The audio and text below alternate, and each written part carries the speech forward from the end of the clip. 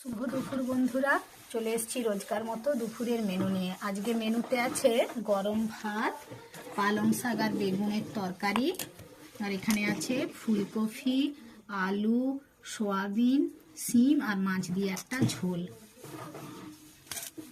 আর এখানে আছে চিংড়ি মাছের টক।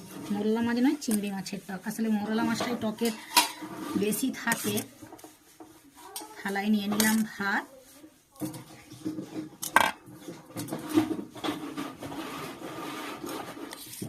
এখানে নিয়ে নিচ্ছি পালং শাকের তরকারি,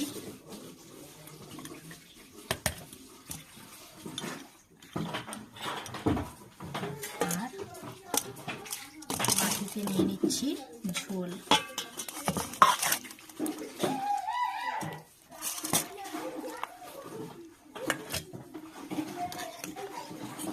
আর এখানে নিয়ে নিলাম চিংড়ি মাছের টক।